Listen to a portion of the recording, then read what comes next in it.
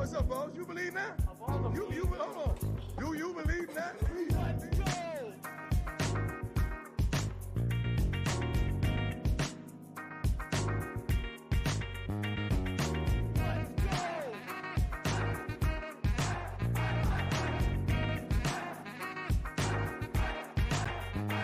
Buff Nation, what is going on, everybody? Got a little bit of a makeshift studio this weekend. You guys can tell on the road, seeing some family. So we're going to do this with like a tray table this weekend. How does that sound? But going to get into my 4 keys to the game. Y'all let me know what yours are, of course, in the comments. Smash that like and subscribe.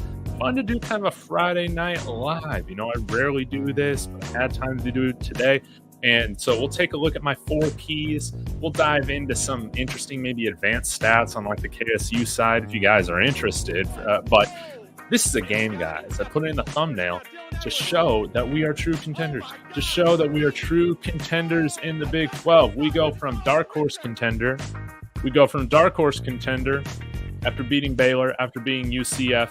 Now we go to legitimate favorite in some of the people's minds, right? If we can knock off a really good number 18 ranked Kansas State Wildcats team. Again, shout out to the guys over at Cocaine Willie for having me on their podcast. This is a little bit of a teaser of an announcement, but I have joined their podcast network. It's a national college football podcasting network, YouTube network. There's nothing's going to change with the show. It just helps connect me and you guys to other shows. I think they have about 80 different shows covering about 80 different schools. So I am the Colorado representative on the College Huddle. I'll have more information on that as time goes on, but really exciting, man, to be on there. And yeah, again, nothing will really change except hopefully some more growth for the channel, which is going to be a lot of fun. So y'all be sure to let me know your thoughts in the comments, but let's go ahead and get to my 4 keys to victory, guys. Let me pull this up here. So, number 1, let's talk about getting an early lead. This is something that I've talked about throughout the entire week.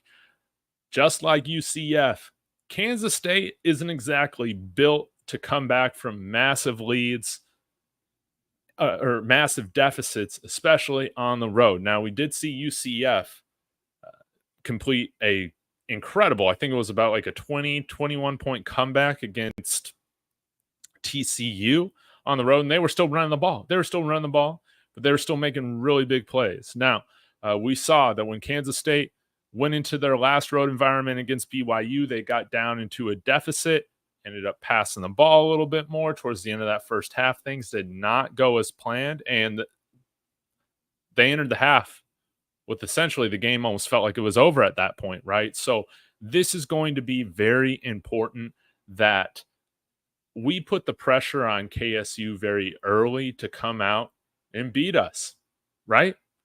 Not to stay in it with us, but to come back and beat us.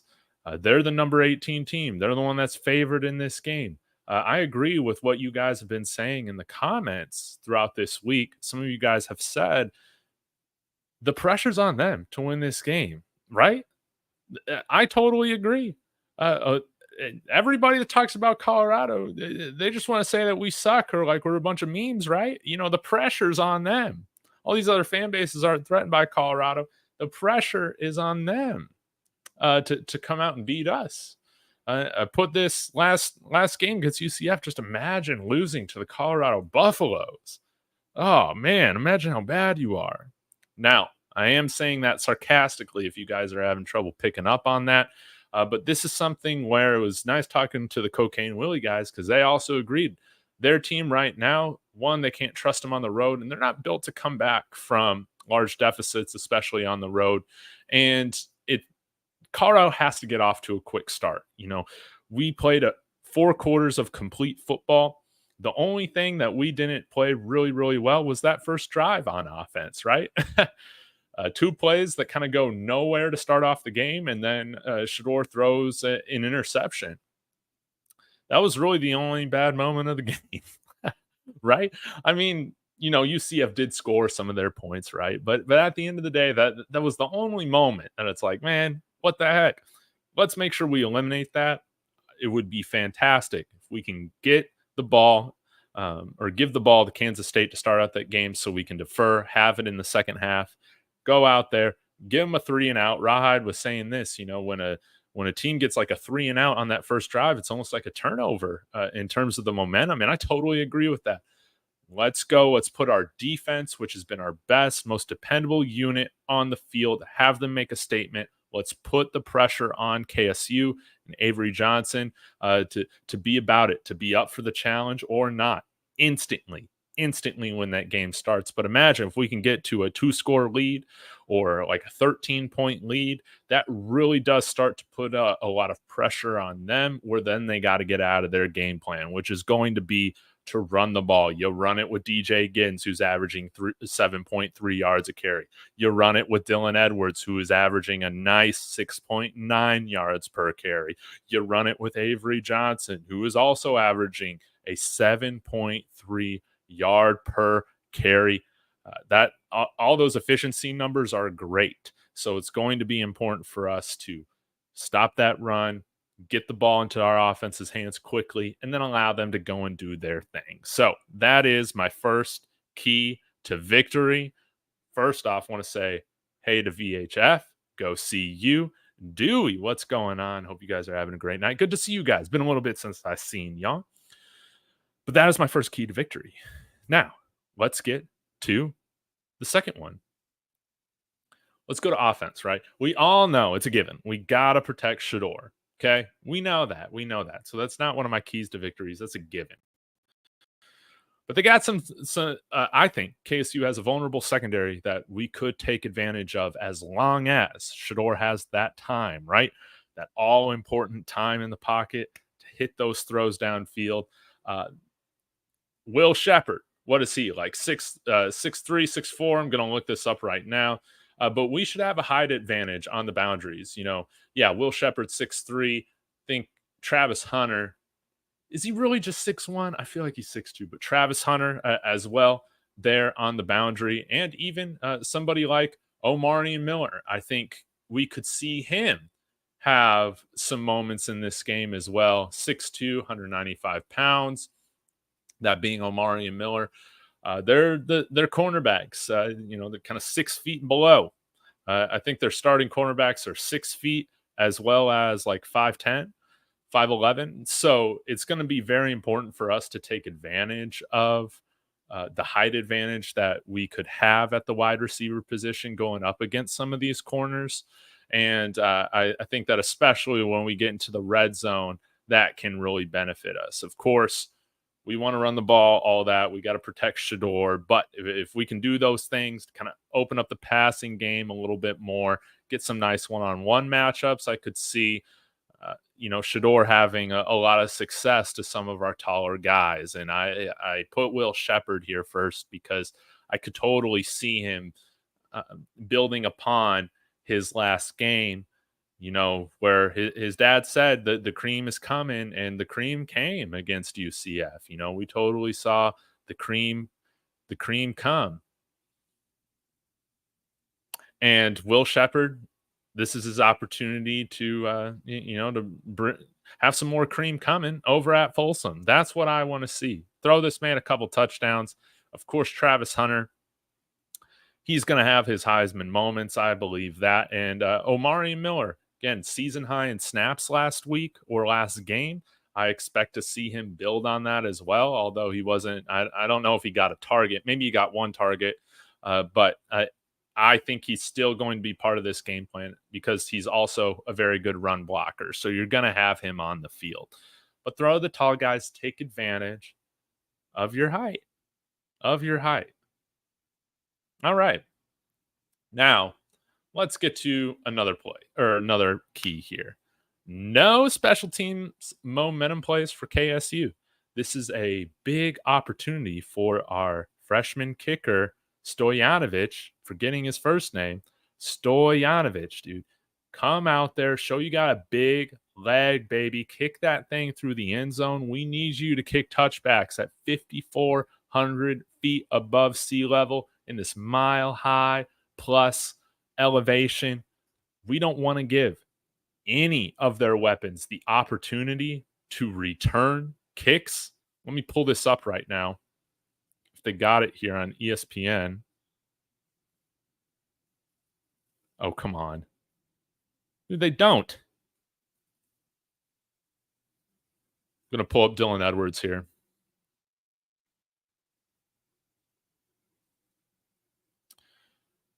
Yeah, so Dylan Edwards this year. Okay. He's got 3 kickoff returns for 55 yards. That's nothing too insane. But on punts, he has 6 returns for 96 yards and a touchdown. He has a long of 71. I'm guessing that was a 71-yard touchdown. It's going to be very important to contain him.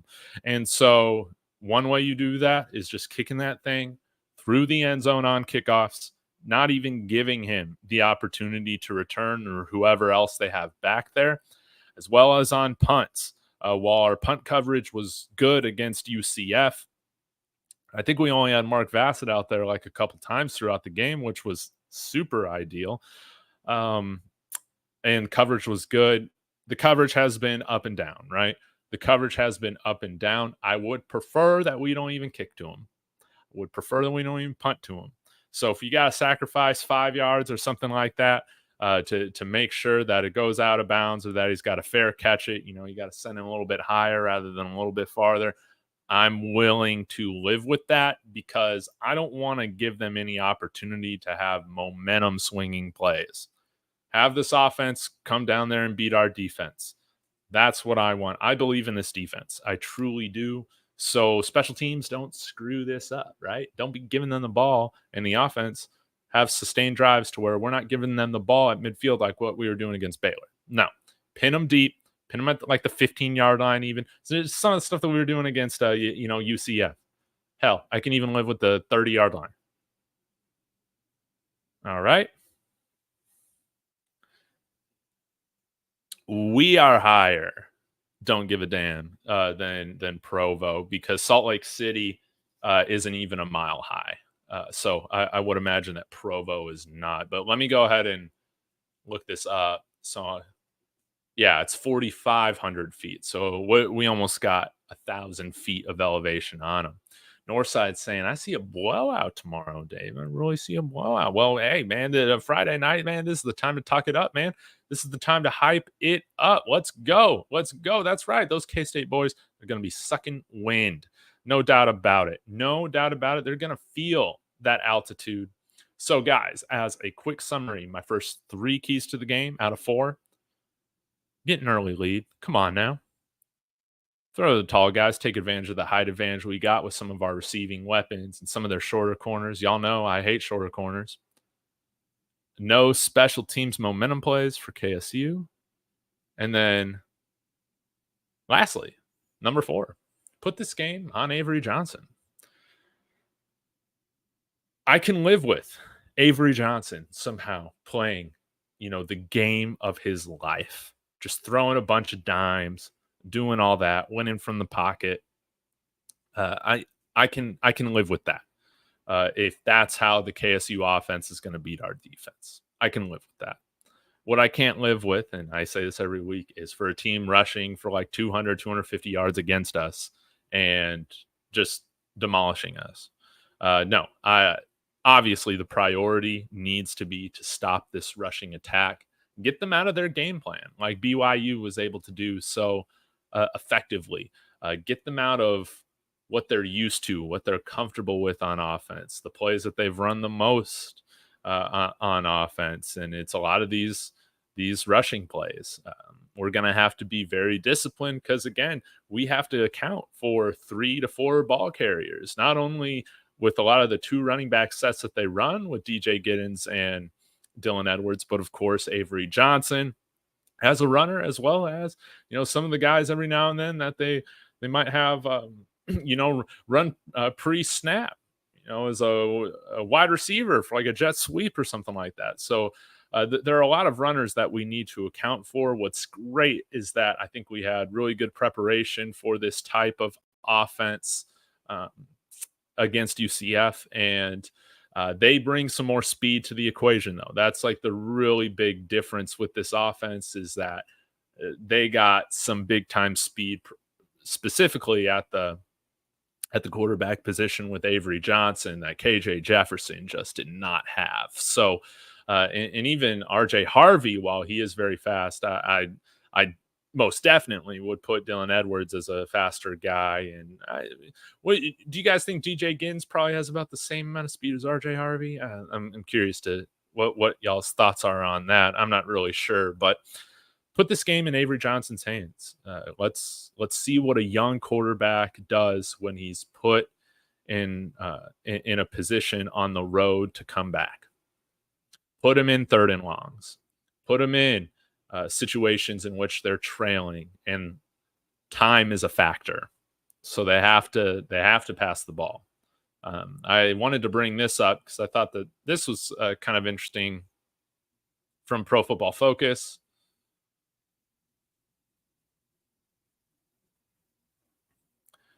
And, well, first I'll point this out. Right now when you're looking at Avery Johnson and his completion percentage, he's 28% complete from deep. That's 20 yards and over. And then even from 10 to 19 yards downfield, he's only at 54%. Short and behind the line of scrimmage is where he's going to eat. So it's going to be very important for us to be tackling very quickly when the ball gets out.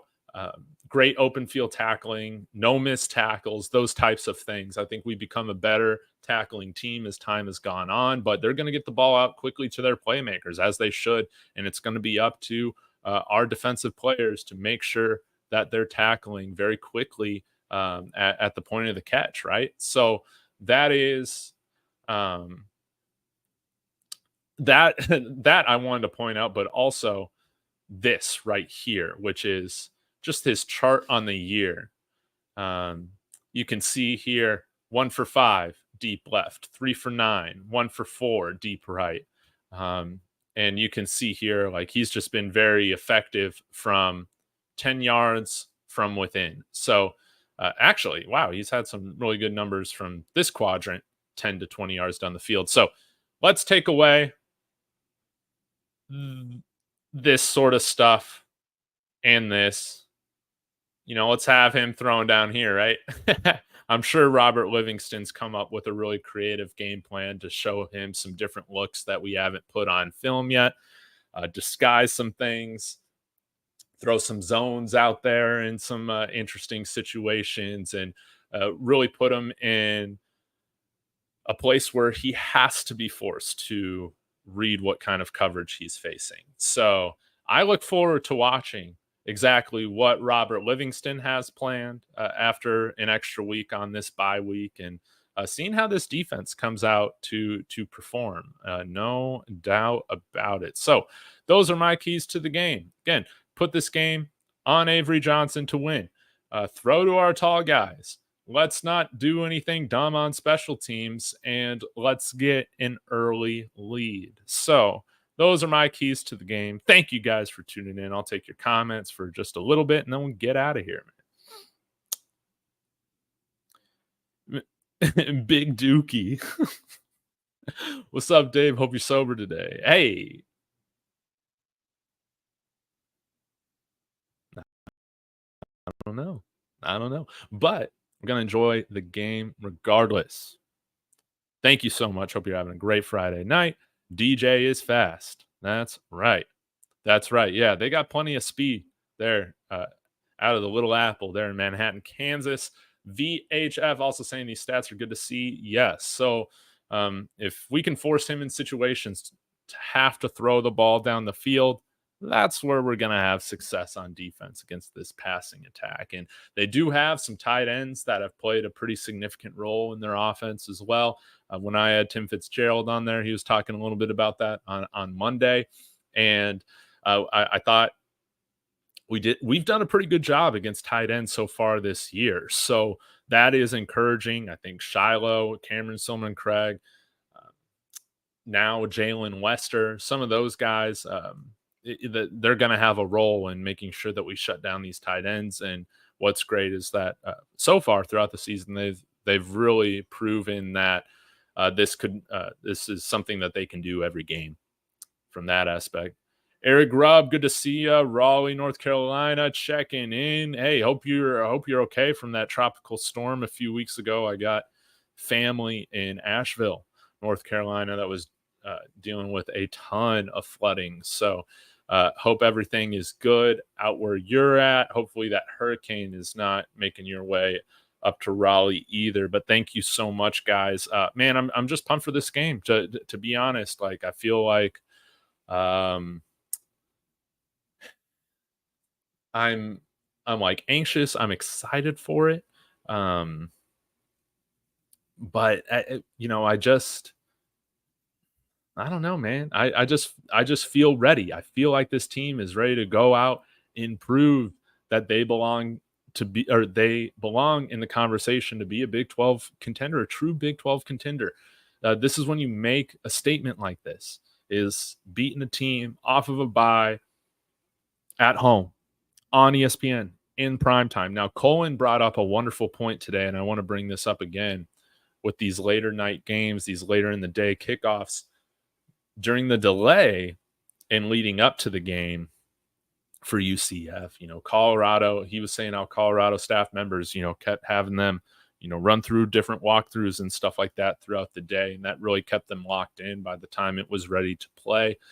You got to hope and figure that we're doing something like that too throughout Saturday, keeping these guys locked in because, we need more of a UCF type of game than we do like I'm trying to think like a CSU game that we had last year, right at night. That was just a slow start. So great to see that we had success doing that last game. Now let's see that carry over, as well as the film study. Coach Prime said now we're up from 2 hours of film study a week to 6 hours collectively as a team. And that just goes to show that everybody is buying into this whole thing. That's wonderful. Winning and winning habits are contagious, right? When you start to see it all pay off. So don't pay attention to any of the bullshit that people just write for clicks. We've had no arrests since Coach Prime has taken over. We got one or the highest cumulative team GPA since he's been here. So everything is going right with this program. I think Georgia could take some notes on how to keep the guys out of trouble and like what they're doing up here in Boulder. So everything's going in the right direction, and let's continue to stack wins in this conference early on so that we truly can be in a great position by the end of the year. Shout out to the Ohio podcast. These are the guys who have started the College Huddle. I'm sure we got like a future announcement coming soon that I can like tweet out, whatnot. But he says, thank you for the College Huddle shout out at the beginning of the show, David. Looking forward to all the collaboration for you. Welcome aboard. Yes, thank you so much. It's going to be a lot of fun. Guys, if you remember, I had a BYU account, Saturday's Warrior. He was on my channel last summer after we joined the Big 12, talking with him about everything. Unfortunately, we don't play BYU in the regular season, but he's on there too as their BYU representative. So I'll have more information about this coming out throughout the weekend. Again, thank you for all the support. This thing is just going to continue to grow. Did the stats show that he was less effective throwing to his left or right? Let me pull this up, VH, and we can just talk through it. We'll find it together. I'm sure we can like take a look at it together. Well,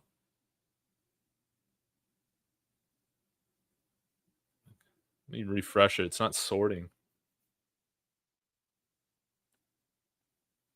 Oh, come on, PFF. You gotta have a sorter. So I'll just do some quick math.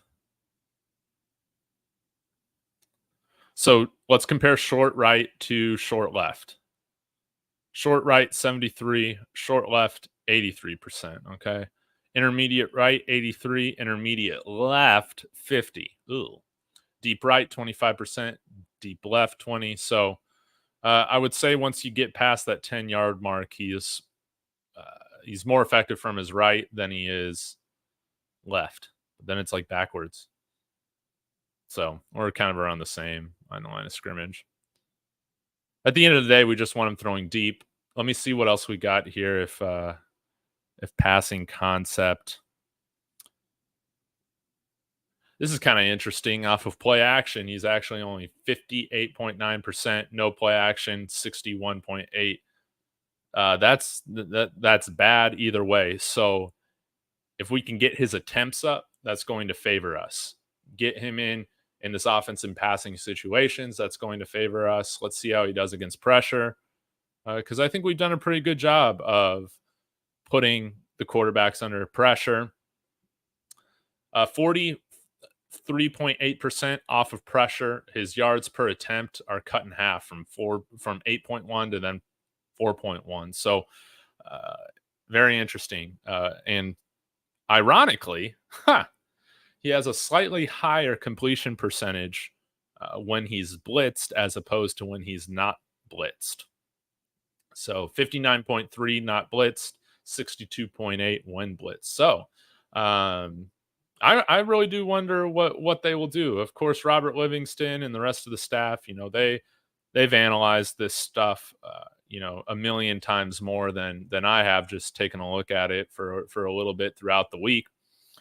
But I would like to see us bring pressure against Avery Johnson. Put him in a situation to where he has to get the ball out. He's got to read these defenses. He's got to make a quick decision, especially on the road. Let me see what. I can't pull up the game. Maybe I'll do it right here.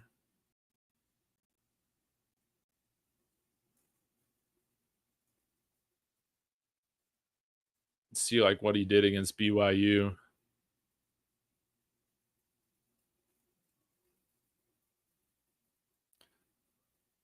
Yeah, so here under pressure, 33.3%, and it was 50% on when they blitzed versus when they didn't, and not blitzed, 7% drop from 57% when blitzed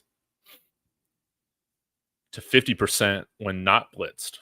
So I wonder if we'll be okay if we really just will rely on our front four to generate pressure, which I think they can. But I've also loved like seeing us mix up things, like bringing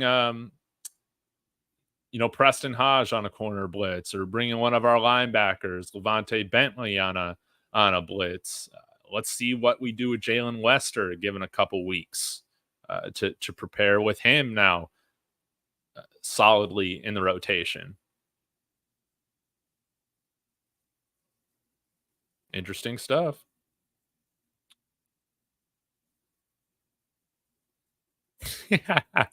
Put your hands down. No. Yeah, man, this really is good stuff. Again, I try and I take a lot of the PFF stuff. It's nice to at least have something to talk about as like a frame of reference, but definitely always take those things with a grain of salt. But I love the passing stuff that they really provide. I think it's always really insightful. I'm going to try to incorporate more of it as time goes on, and I'll share this one too. Let's take a look at this. This was against BYU, but yeah, he was his best in that medium range. Granted, only 3 attempts. So yeah, the sample range is small, but look at that. 0 of 5 from deep, 2 of 3 from medium, 11 of 15 from short, and then 3 of 2 from behind the line of scrimmage. I mean, that's where, oh man, he threw a pick from behind the line of scrimmage. Yikes. I mean, all right. But yeah, at the end of the day, let's make him throw long, not short. If he's throwing short a lot, and like having success, that is really helpful for them and not helpful for us. Let's make sure to put him in situations where he's gotta throw the ball deep, and then our corners can kind of do their thing.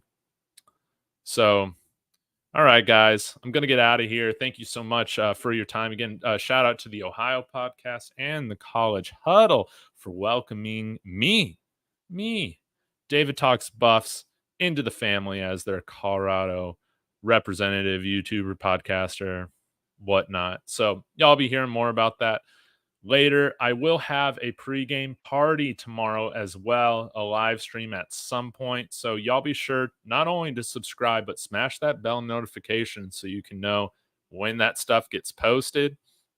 And yeah, it's going to be a lot of fun tomorrow. I'll be live at the end of the game as well. It's going to be hella late, but I brought my coffee maker here. I'm going to have coffee. I'm going to be up ready to go with my buddy Carter from Let's Talk Buffs. It's going to be a lot of fun. You guys aren't going to want to miss it. And I did bring my Ralphie horns this time. Colorado can expect the same game plan from K-State as Nebraska.